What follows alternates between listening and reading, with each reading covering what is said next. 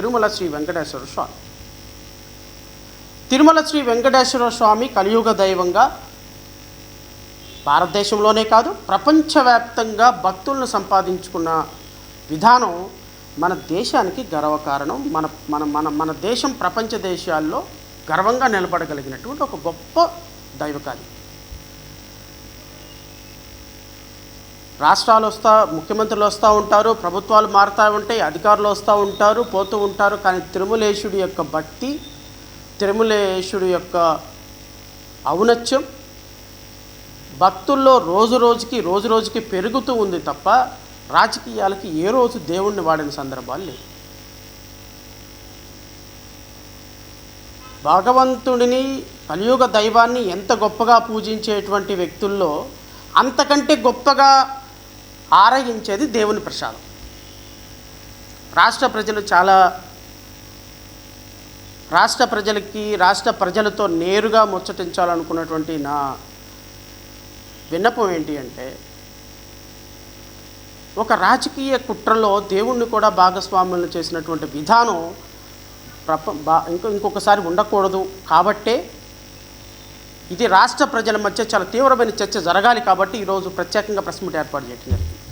ఇదేదో నేను రాజకీయంగా చంద్రబాబు నాయుడు గారిని టార్గెట్ చేయాలి, పవన్ కళ్యాణ్ గారిని టార్గెట్ చేయాలి, జగన్మోహన్ రెడ్డి గారిని టార్గెట్ చేయాలని ఏర్పాటు చేసింది కాదు. ఒక దేవుని ఔన్నత్యం ఆర్టికల్ 26, 27, 28లో సెక్యులర్ కంట్రీలో ఈ దేశంలో అన్ని మతాలు సమానమే, అన్ని మతాలను పూజించుకునే అవకాశం ఉంది. ఎవరి మతాన్ని వాళ్ళు ఇష్టం వచ్చినట్టు పూజించుకోవచ్చు. ఒకళ్ళ మతంలోకి ఇంకొకరు ఇండల్జ్ అవ్వకూడదు అనేటువంటి విధానాన్ని ప్రజలకు మరొక్కసారి విశదీకరించడానికి ఏర్పాటు చేసిన ప్రెస్ మీట్ ఇది. రాష్ట్ర ప్రజలు వాస్తవాలు తెలుసుకోవాలి. రాజకీయం ఏది, దేవుడే తెలుసుకోవాలి. సో తెలుసుకోవాలి అంటే కాస్త కుస్త చట్టం తెలిసినటువంటి వాళ్ళు, ప్రజల గురించి తెలిసి ఆలోచించేటువంటి మాలాంటి వాళ్ళు ప్రజలతో కొన్ని విషయాలు పంచుకోవాలి. ప్రజలు నిర్ణయిస్తారు. అల్టిమేట్గా న్యాయ నిర్ణేతలుగా మీరు ఎవరు తప్పు ఎవరు రైట్ అనేది ప్రజలు విచక్షణకే వదిలేస్తున్నాం. ప్రజలు మాత్రమే దీన్ని నిర్ణయించుకోవాలి. ఇలాంటి పరిస్థితుల్లో తిరుమలేశుడి యొక్క ప్రసాదం కూడా ఎంతో పవిత్రంగా తీసుకునేటువంటి కోటాను భక్తుల్లో నేను కూడా ఒకటి.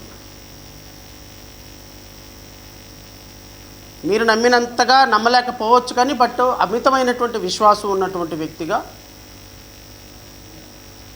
తిరుమల వెంకటేశ్వర స్వామిని దర్శించుకున్న వ్యక్తుల్లో నేను కూడా ఒకటిని, ప్రసాదం తిన్న వ్యక్తుల్లో నేను కూడా ఒకటి. కాబట్టి నా మనోభావాల్ని మాత్రం విశదీకరించుతున్నా ఈరోజు మీ ముందు. మరి దీన్ని మీరు అన్వయించుకుంటారో లేదో ఈ రాష్ట్ర ప్రజలకు సంబంధించినటువంటి అంశం. 2024 జూన్ 11వ తారీఖున అధికారంలోకి రావటంతోనే గౌరవ ముఖ్యమంత్రి ఒక సంచలనమైనటువంటి ప్రకటన చేశాడు. సరే, చాలా విషయాల్లో ఆయన కళ్ళార్పకుండా అబద్ధాలు ఆడాడు. ఆ అబద్ధాలన్నింటినీ కూడా నేను ప్రజల ముందు పెట్టడం నా ఉద్దేశం కాదు. ఎందుకంటే ప్రజలు నిర్ణయం చేసుకుంటారు. అల్టిమేట్గా వరదలు వచ్చినప్పుడు ప్రకాశం బ్యారేజీని కూలకొట్టాలి అనేటువంటి ఒక ఉగ్రవాద చర్య చేశాడు ఎంపీ నందిగాం సురేష్, మాజీ ఎంపీ నందిగాం సురేష్. ఆయన బోట్లు ప్రకాశం బ్యారేజీని పడగొట్టి రాష్ట్ర ప్రతిష్టకు భంగం కలిగించాలనేది ఒక ముఖ్యమంత్రి, హోమ్ మినిస్టర్ ఒక సంచలనాత్మకమైనటువంటి ఆరోపణ చేశారు. ఆరోపణలో బేస్ ఎంత ఉంది? ఆరోపణల తర్వాత ఎందుకు అరెస్ట్ చేయలేదు? ఆరోపణలు ఛార్జ్షీట్లోకి ఎందుకు రాలేదు? ఆరోపణల తర్వాత దాని మీద ఎందుకు క్రైమ్ రిజిస్టర్ చేసి వాళ్ళని ఎందుకు అరెస్ట్ చేయలేదు? ఏం జరిగింది ఏంటి అనేది అదంతా పక్కన పెట్టి అదంతా ప్రజలకి మళ్ళీ ఇంకో సందర్భంలో విశదీకరిస్తాం. ఇలాంటి సందర్భాల్లో ఇలాంటి ఆరోపణలు చేయటం సహజమైనటువంటి రాజకీయ ప్రయోజనాలతోటి జరిగేదే. కానీ గౌరవ ముఖ్యమంత్రి చేసినటువంటి ఒక సంచలనమైనటువంటి ఆరోపణ